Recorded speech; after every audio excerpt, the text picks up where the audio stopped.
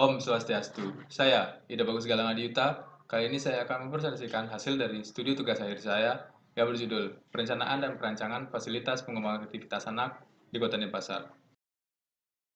Adapun latar belakang yang pertama berawal dari pernyataan Menteri Pendidikan dan Kebudayaan Nadiem Makarim yang mengatakan bahwa pendidikan di Indonesia sangat beragam dan memiliki potensi yang berbeda di setiap sekolah. Selanjutnya, Kota Denpasar berhasil meraih penghargaan Kota Layak Anak tingkat nasional di tahun 2019. Oleh karena itu, pemerintah Kota Denpasar memiliki tujuan untuk mengembangkan Kota Denpasar sebagai kota kreatif berbasis budaya. Namun, fasilitas sejenis yang mendukung kreativitas anak masih minim di Kota Denpasar. Dari beberapa indikator tersebut, menjadi ketertarikan saya dalam merancang fasilitas yang mampu mewadahi kreativitas anak. Adapun spesifikasi yang akan diwadahi pada fasilitas ini, seperti lingkup pelayanan yang akan mewadahi fungsi keterampilan, fungsi olahraga, dan fungsi edukasi. Sedangkan untuk fasilitas dibagi menjadi 3, yaitu utama, penunjang, dan servis. Berdasarkan perumusan konsep dasar, maka konsep yang diterapkan pada fasilitas ini adalah Child Playscape, yang dimana konsep ini memiliki maksud sebagai tempat atau wadah untuk anak dapat dengan bebas bermain, belajar, dan mengeksplorasi berbagai hal. Konsep ini diharapkan mampu memberikan wadah untuk anak sehingga anak-anak dapat mengembangkan minat dan bakat sesuai dengan kegiatan yang mereka gemari. Untuk menerapkannya, yaitu fun planning, colorful, dan nature education. Tema rancangan merupakan sebuah solusi dalam merancang fasilitas ini. Maka, tema yang digunakan adalah arsitektur hijau, yang merupakan tema yang memikirkan bagaimana mengatasi dampak kerusakan lingkungan dan memanfaatkan sumber energi alam sehingga dapat efisien dalam penggunaan energi. Selain itu, tema ini juga mengajarkan anak-anak untuk lebih menghargai, menyayangi, dan melestarikan lingkungan sekitarnya. Adapun penerapan dari tema arsitektur hijau pada fasilitas ini, antara lain memaksimalkan pencahayaan dan penghawaan alami, efisien dalam penggunaan energi, low maintenance, pemanfaatan lokal material, dan kenyamanan pengguna. Setelah penjelasan konsep dasar dan tema rancangan, berikut hasil dari studio tugas akhir saya. Yang pertama, ada zoning. Pada fasilitas ini, posisi zoning ditentukan berdasarkan analisa site, dan pengelompokan zoning ditentukan berdasarkan program fungsi. Maka, didapatkan hasil yaitu zoning dibagi menjadi 3, antara lain fungsi utama yang berada pada sisi utara, fungsi penunjang berada pada transisi antara fungsi utama dan servis, sedangkan untuk fungsi servis berada pada sisi selatan yang dekat dengan akses jalan. Yang selanjutnya ada entrance. Entrance utama dibedakan menjadi 2 yang diletakkan secara terpisah, yaitu entrance in berada pada sisi timur dan entrance out berada pada sisi barat. Pada entrance menerapkan konsep colorful dengan skylight berupa kaca pantry berwarna, dengan tambahan tanaman sebagai peneduh. Selain itu, juga terdapat entrance service yang digunakan untuk kegiatan servis seperti truk sampah maupun barang-barang. Transformasi massa berawal dari massa yang sesuai dengan posisi zoning. Kemudian beberapa massa dihilangkan dikarenakan sebagai fungsi ruang luar. Kemudian massa disesuaikan dengan grid perancangan yaitu 1,2 kali 1,2 meter dan menyesuaikan dengan dimensi ukuran ruang sehingga didapatkan hasil massa pada nomor 6. Setelah itu, bentuk massa ditambahkan dengan bentuk segitiga sebagai atap. Maka hasil akhir massa seperti pada nomor 8. Beberapa massa dibuat miring 20 derajat dengan tujuan untuk memaksimalkan pemanfaatan energi alam yaitu hembusan angin yang datangnya dari arah tenggara. Selain itu, bangunan yang melintang menghadap timur bertujuan untuk memaksimalkan pemanfaatan sinar matahari pagi. Untuk sirkulasi dibedakan menjadi 2, yaitu sirkulasi manusia dan kendaraan. Untuk jenis sirkulasi yang digunakan adalah jenis sirkulasi linear, yang dimana sirkulasi manusia berupa pedestrian dan koridor, yang sebagai akses penghubung antar massa bangunan.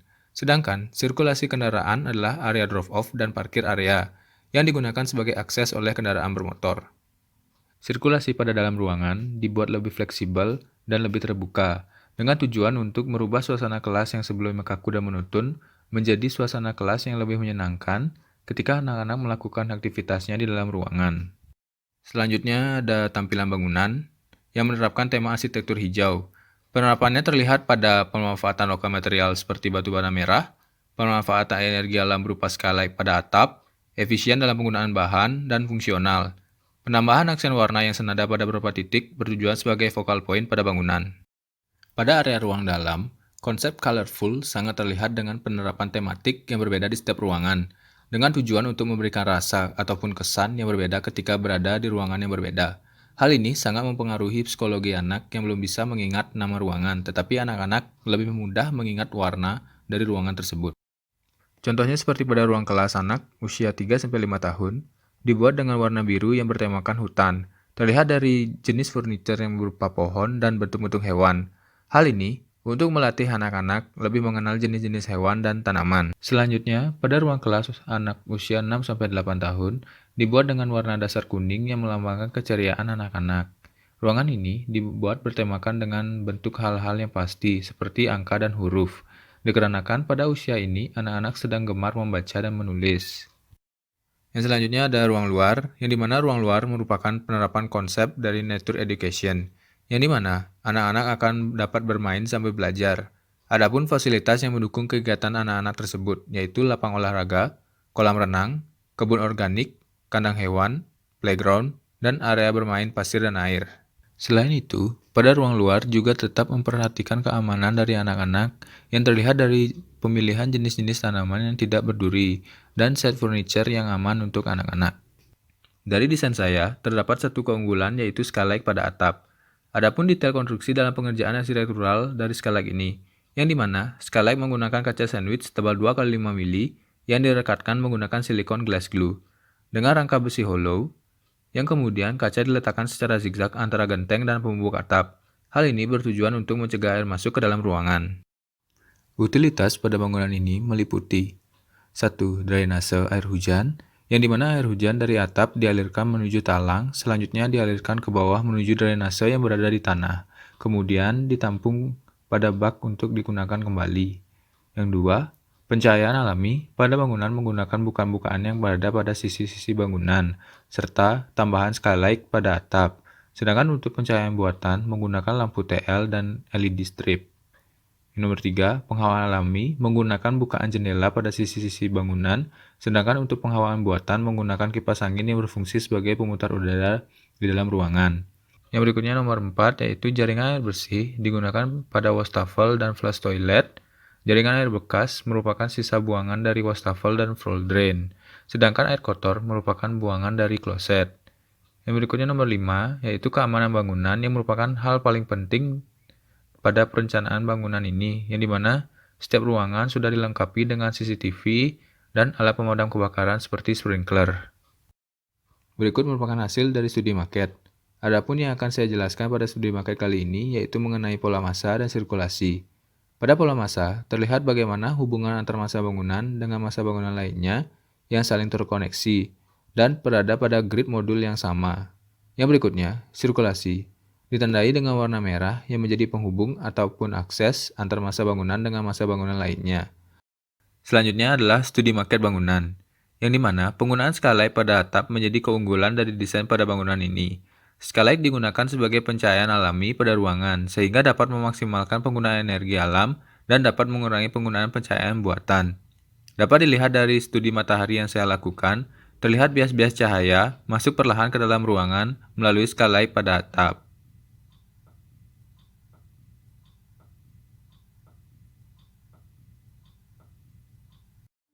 Berikut merupakan video animasi dari perencanaan dan perancangan fasilitas pengembangan kreativitas anak di Kota Denpasar, sekaligus sebagai penutup dari presentasi yang saya sampaikan.